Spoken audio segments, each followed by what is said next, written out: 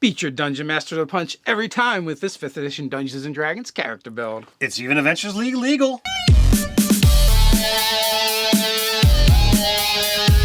Welcome to Nerdarchy. I'm Nerdarchist Dave, for Nerds by Nerds, and today I'm hanging out with Nerdarchist Ted. Nerdarchy's a place for news, views, and homebrews for 5th edition Dungeons & Dragons, as well as other role-playing games. Don't forget to hit that subscribe button and attune to that notification bell. All right, so we're going to do a character build that's all about going first, winning initiative. Usually with our Adventures League legal character builds, we don't do like these weird, really like Munchkin-y, min-maxy type builds as of yet. But there's a first time. But wait, there's more. There's a first time for everything. So, we decided to make this character build. It actually came up because we were making several other character builds, and I just happened to notice some things. And I was like, oh, what about this? And oh, what about this? We can put them together. But now, if you'd like to follow along with this character build, we have two ways that you can do it. You can either go over to the DM's Guild and download the character build guide to it, as well as get the NPC in there if you happen to be DMing, or you can look at the character sheet. There's a link in the description to D&D Beyond, which this video is powered by. We want to thank them for sponsoring it, but you can take a look at that character sheet and you can just follow along and see what ultimately we end up with. The character guide will tell you kind of how we got there. Absolutely. So, we said we're going to beat the DM to the punch, and that pretty much means we're going to lean heavily on that initiative roll, and it's not just for Dex anymore. So what are we diving into? There is a lot of different ways that you can add to your initiative modifier, and we even came up with a way to make sure you never roll under a 10 as well. So I think I really started looking at this with my own character in your game, Uthengar, who uses war magic, right, and then as a wizard tradition. And then when we did the Gloomstalker build, there was something in there that came up. I'm like, oh, they get to add their modifier for wisdom. For wisdom, yeah. And I'm like, you know what? I think this happens in other instances as well. So the question is, how many of these can we pile up to get the best initiative score? You know what, too, and as we were like coming up with the character, something else happened. One, it became a really skill-heavy character, so you have a lot of skills to draw from. I was looking at the character sheet last night when I was, kind of putting some polishing touches on it. I was looking at the skills, and I believe the lowest number for a bonus was a +5. And everything else is pretty high with some other high ones. So this is a skill-heavy character. There's definitely some combat applications. As far as role-playing, I was like, you know what? This character really would make a fun, like, Sherlock Holmes type character where they just are constantly, like, perceiving and aware of what's going on. And they're just able to process information so fast. And they're ready to react. So we start pulling all of these things together. Sadly, not everything that affects initiative is going to wind up either stacking or being able to fit within a 20-level character build. So Barbarian, if you take them to 7th level, they're going to be able to get advantage on initiative checks. That wasn't really worth the 7-level investment. Didn't fit with that kind of, character bit. But it was like, well, is there another way to get advantage? So we worked that in there as well. Also, we looked at the fighter champion's remarkable athlete. That gives them the ability to add half their proficiency rounded up, which almost never happens in 5th edition. And that doesn't stack with Jack of all trades, which we found out while exploring this particular research. So we put that aside as well, because 7 levels of fighter versus 2 levels of bard. Which one are we going to pick for this very multi-class heavy build? Right. So let's kind of get into it. So we ended up going with 4 different character classes. Originally we did 5, but like Ted said, we realized we couldn't do a certain thing, and we still made it work. But so that made for a lot of requirements that we needed. We needed charisma, we needed wisdom, we needed dex. And intelligence. So that's 4 of your 6 stats. So now if you look at the basic stat array or the point buy, it's really not hard to get a bunch of 13s.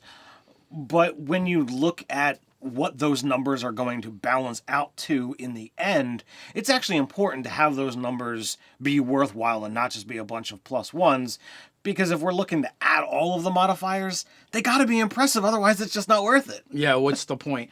And really, there were only 2 races to, I think, to even consider going down this road. In the game, the most stat adjustment you can get is +6. And there is a couple ways to get 4 in the game, but a couple of those 4s don't matter because they have to be in the right places. Right. So your standard human, not variant, could get that +6. Now that would give us a +4 and they would be all in places that we needed, but we decided to go a different route. We decided to go with the half elf because its static bonus of +2 was in a spot that we needed, and the floating +1s, well, we're going to put them where we need them. That allows us to meet our goal at character creation for this character. You wind up dumping strength because we see this as a very dex-heavy build, leaning towards a ranged character, and putting our 10 in constitution. That allows us the rest of the stats to go very, very mental heavy and high dex as well. Yeah, when we end this character, it ends up with a really diverse array of stats, and actually it has quite a few high stats too. So that part was a lot of fun to do. So let's get into it. What classes did we actually end up having to look at to do this? All right, so we found out, as we mentioned earlier, Ranger Gloomstalker is going to allow your wisdom bonus to initiative rolls. You mentioned that Wizard War Mage allows a plus to your initiative modifier from your intelligence mod, as well as... I bet you're going Swashbuckler Rogue next. Swashbuckler Rogue, thank you. Gives you the plus to Charisma modifier as an initiative bonus as well. You stack all of this with, the biggest bump going to be from the alert feat, and you can already see these numbers starting to pile up. But that's still not all. If you go with, as I mentioned earlier, Jack of all trades, half your proficiency bonus from Bard, that's going to stack in there as well because it's a thing that you're not trained in, therefore it can be added, to that as well. Yeah, so from Jack of all trades, from War Magic, Gloomstalker, Swashbuckler, your dex, alertness, that gets us up to a +20 by the time we max out. But we also did some other things as well. So you've got all of these things, stacking up. As Dave mentioned, the stats get pretty hefty, and we have a sizable bonus. Where else can we draw to get our initiative that much better? Initially, when we did this, we totally goofed, and we were actually looking at Remarkable Athlete from Champion Fighter, because we were like, oh, these 2 things should stack together. They're different abilities. We did a little research, found out we were totally wrong. They do not. So we were able to just totally get rid of the fighter build. So our character isn't as combat ready as he was before, but he's way better at initiative because we're like, what we can do? We can just take all those extra levels and dump them into Rogue. There's 2 reasons why we did this. One is we wanted that extra feat at 10th level because we lost the feat when we got rid of the fighter class, but we were able to get it back from Rogue. But at 11th level, Rogue has an ability that we really, really wanted, and that is Reliable Talent. Now, Reliable Talent is supremely awesome. Anything that that adds your proficiency bonus, and we found out when looking on D&D Beyond that once you have Remarkable Athlete or Jack of all trades, that technically counts as adding your proficiency bonus. Anything that you roll, the die face, anything less than a 10 becomes a 10, which will count for your initiative modifier now. Yes, absolutely. And also speaking to that, that was one of the places we kind of looked D&D Beyond for the find the mistake we made. It kind of fixed it, but we're like, is D&D Beyond right, or do they have a glitch? And then we tracked down some sage advices with a little help from Nerd or Doug, and we found indeed they do not stack, which made it easy for us to make that decision. But at the same time, it's like, well, Reliable Talent's really good. Never getting less than a 10 on the die is great. And, you had mentioned earlier, we do have a way that we can get advantage on that roll for initiative as well. You're not going to be able to get it off all the time, but you could get it off a decent amount of time. So going with Bard, you're going to have a wide selection of spells that you can look at. And your creme de la creme for spells is going to be 2nd level spell Enhance Ability. This character we've already found is going to be very mental heavy, and Enhance Ability is literally a Bard's wish list because you can apply to any particular stat that you want. So outside of combat, you can still be using this, for all of your mentals. But if you think combat's going to happen, you can cast it with Cat's Grace, giving you advantage on dexterity checks, which initiative happens to count for. Therefore, all told, you're going to be able to be rolling with advantage, not being able to roll under a 10, and having a bonus of 20. Therefore, your minimum initiative roll when doing all of this is going to be a minimum of 30. Yeah, 30 to 40 is essentially a range, unless you can think of some other ways to eke out some more pluses.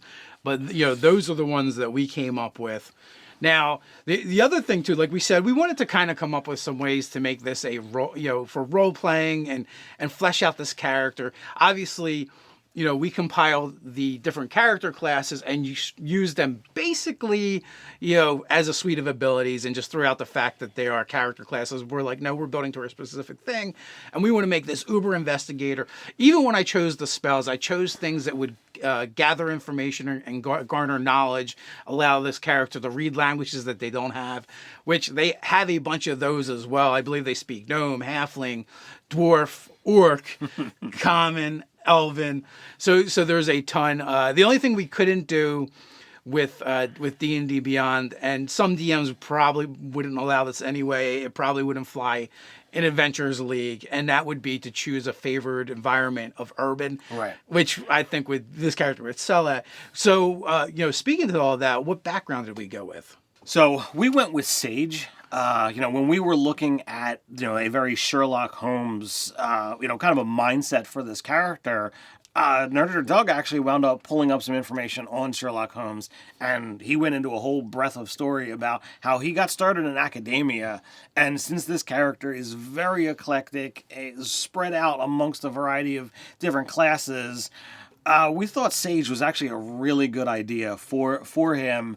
And, you could take any of those cool options and see where that story would wind up going. Yeah, it's totally, the total concept is, probably professor turned, investigator or private investigator, PI. Yeah, we think it'd be a lot of fun. This character's going to be able to do a lot of things. The only thing he's going to be really, really awesome at is going first and skills. So there are some areas where he may step on the toes of other party members. But hey, if you're playing Adventures League, I imagine it's going to be all over the place as far as who you're playing with, and you're playing with different groups or whatever you wanted to use it. But one more thing before we jump into making the NPC and how a DM could use this character in your game, we did fail to mention one of the other things that we did. Looking at Bard, we did a specific college for this Bard, and for a good reason. So we're looking at College of Lore and the use of cutting words, because if one of the players happens to be also decent at initiative, this is a way to throw that out there and be able to cutting words monster. You could cutting words the monster, so you still go before them. The other feat that we did not mention, and it was very deliberate, is Lucky. Obviously, that would be very helpful, but we needed a lot of stats in this one, and we got them. And I'm really happy with how the stat block looks for this character. So yeah, Lucky would have been nice too, but we just did not have enough stat bumps and feats to accommodate it all. Absolutely. The first thing GMs are always looking is how to make this as a villain or a foil, something to use against the players.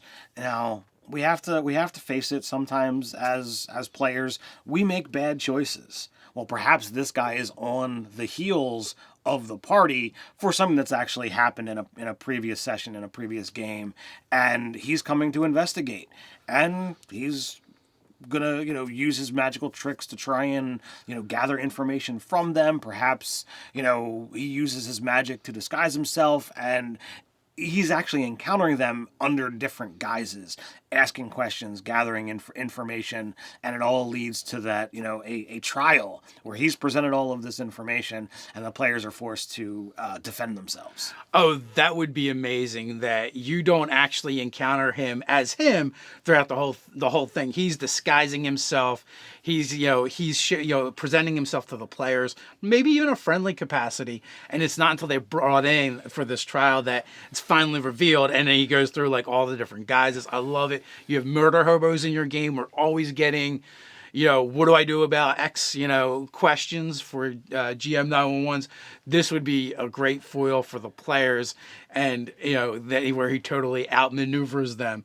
But also, if we're talking about Sherlock Holmes, well, that automatically brings Dr. Moriarty to mind, and like he is like the opposite of Sherlock Holmes, or he is Sherlock Holmes, but the evil version, right?